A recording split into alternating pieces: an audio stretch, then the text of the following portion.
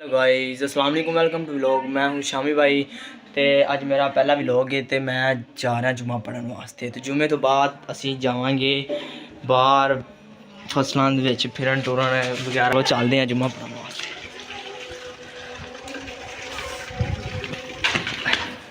मैं जा रहा जुम्मा पढ़न।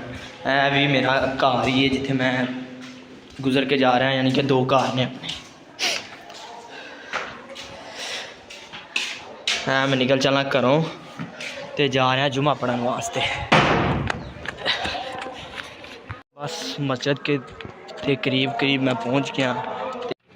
मैं जुम्मा शुम्मा पढ़ लिया जी। तो हुण मैं जा रहा जिधर डेरा नहीं बाहर कसम का तैयार हो रहा, उत्थे जा रहा। तो तुहानूं उत्थे जाके दसदे हैं। अगे तुहानूं वीडियो च दस्सिया सी कि डेरा तैयार हो रहा है। तो हुण तुहानूं थोड़ी तब्दीली दसदे हैं कि डेरे च किहड़ी तब्दीली आई है, की बन गया उस तो इलावा जो पहली वीडियो तो देख सकते ये कि भर्ती पहले नीवी सी तो हुण काम वावा हो गया जी। ठीक है जी। तो यह बिल्डिंग भी तैयार हो रही है। तो यह कोले भी देख सकते उच्चे उच्चे हो गए हैं। ठीक है जी। तो यह दीवार भी बाहरली हो गई है। तो इत्थे तकरीबन 250-300 भर्ती पई। तो तुहानूं अंदरला सिस्टम विखाने कि लैंटर पिया नहीं तो प्लस्तर वगैरह शुरू करवा दिते ने। तो यह देखो इलैक्ट्रीशियन ने भी अपना काम जारी रखा है। लैंटर नहीं पिया हाले, चैक कर सकते ये। तो आप आ गए हैं टीवी लॉन्च। ठीक है जी। तुहानूं बैक साइड ते लैके जाना। तो बैक साइड ते आपां वेखदे हिंदी इस बिल्डिंग के चारों तरफ गलियां ने। ठीक है जी। यह देख सकते कितनी ऊंचाई है। यह मैं खड़ा हाँ, यह देख सकते जी। हुण मैं निकल पिया डेरे चो जी। मैं फिलहाल सोचदा पिया घर जाइए कि बाहर किते गप्पा शप्पा ला लीए। चलो इहदे को भाई को पुछदे मुजम्मल भाई को कि कित्थे जाना, गप्पा शप्पा लानियां कि घर नूं चलीए। चलो पुछदे हैं जी। हाँ जी मुजम्मल भाई, कित्थे चलीए जी, दसो।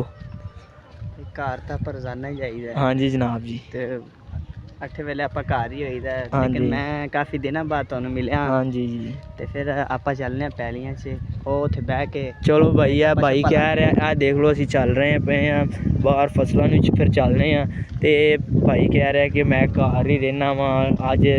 चलो अज गप्पा शप्पा मारते हैं। ठीक है जी। फिर वो टूल के कोलों जाके गप्पा शप्पा मारते हैं, वो जोड़ा तुहानूं नज़र आ रहा है। ठीक है जी। चलो चलते असी पहुँच गए टूल ते जी। तो इत्थे बह के गप्पा शप्पा लाने। यह वो टूल है जी जेड़ा तकरीबन तो तकरीबन साल 2 साल 2.5 साल पहले असी इत्थे नहान वास्ते आई दा सी। ठीक है जी। तो हुण साडा इत्थे आउण दिल ही नहीं करदा। ठीक है जी। तो यह मुजम्मल भाई ये वही टूल है जेड़ा आपां नूं इत्थों नहान लगे डर लगदा हुंदा सी। ते हुण आपां नूं छोटा जिहा क्यों लगदा पिया कि आपां वड्डे हो गए हैं। बाजी उम्र के हिसाब नाल एक बंदे दा ज़हन ये तो मैनूं लगदा जिवें कदी चलिया ही नहीं हुंदा। गंद वेखो किन्ना विच। ठीक है जी। यह टूल दा बोर है जी। ठीक है जी। तो ये एड्डा डूंगा नहीं है, छोटा जिहा ही है। तो यह उजाड़ या तो पता नहीं अजीब ही है, यानी कि अगे जो आई दा सी सफाई वगैरह हुंदी सी। देख सकते ये एवें छोटा जिहा है टूल ही। ठीक है जी। यह देख सकते ये वो देखना भाई है मुजम्मल भाई।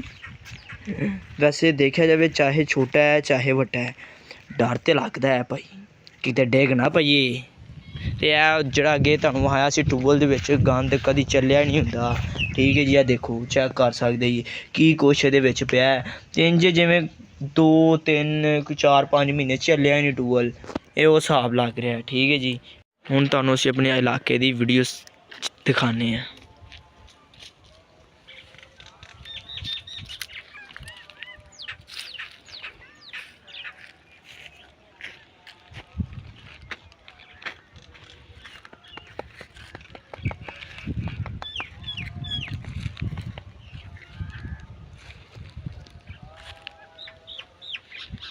हुण चलदे घर जी। ठीक तो गप्पा शप्पा लाइयां ने इत्थे बह के। तो साडी वीडियो देखने वास्ते साडे चैनल नूं लाइक और सबसक्राइब करें ताकि ज़्यादा से ज़्यादा साडी वीडियो तुहाडे कोल पहुँचे।